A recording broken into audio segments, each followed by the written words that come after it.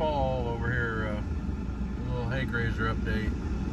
You can see the well-defined wet area. I did not get sprayed because it's too late to drive on. And we got a few little sprouts coming up out in it. But I think when we come to bale it, we're probably just gonna bale it all and see what happens. Let's go to the other end, and I will walk out in it. This down here is pretty much all knee-high, possibly a little bit better. This is the end they put the sludge on, and I think it's kind of held back a little bit by the fact that there was some grass growed up on it and it was shaded. So when we get it cut off, this Haygrazer will stool out, and it'll a lot of times after you first cut it, every one of the shoots on it will make two after you cut it, and it will beat the grass back because primary grass right now is fescue grass, and it's going dormant right now. So let's walk out here and see how it really looks.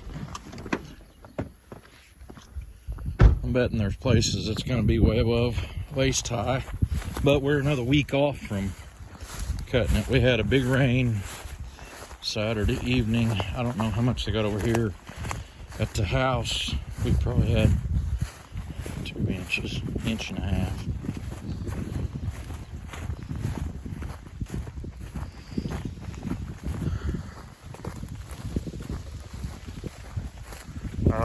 I spread the litter on it with a whole type manure spreader.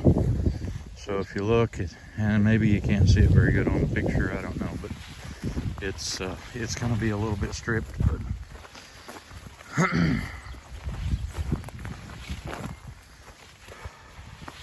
it's sure not as thick as I would like. However, let me see if I can keep from getting too personal with everything. So there's places out there where it's a little bit higher. Now I don't see any of it shooting out ahead yet, which is fine.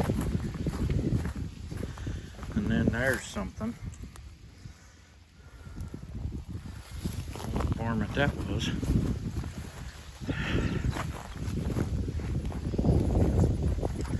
Really just trying to make a little stuff we can get some baleage off from. And it's gonna be kind of thin. But this old ground is poor. It wouldn't grow nothing but sagegrass before, and fescue that was stunted. And most of it was stunted because of the fact that it just didn't have no nutrients. And there's dirt here, just wasn't no nutrients. Wonder if some of that stuff over there isn't.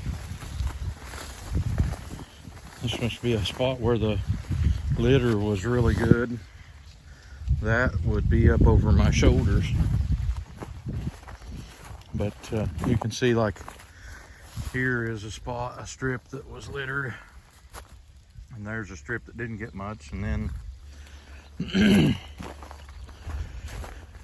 and it was pretty wet when I was putting that all on here. It's kind of difficult ground to deal with. Kind of coming up with a plan though of what to do here. We're gonna try to get this cutting here off by the 1st August, and if we manage to get enough rain a little bit along and good growing conditions for this, we'll cut it again sometime in September, late September, if it grows up enough. And then we're going to try to drill wheat in here to make baleage out of early next year. And then in February or March, I'll come in here and spread Lespedeza seed on it. Wheat and Lespedeza doesn't take as much nitrogen to grow. Probably a decent crop is what this Haygrazer. Sure don't take as much as corn would. So that's an update for now. Thanks for watching. See you later.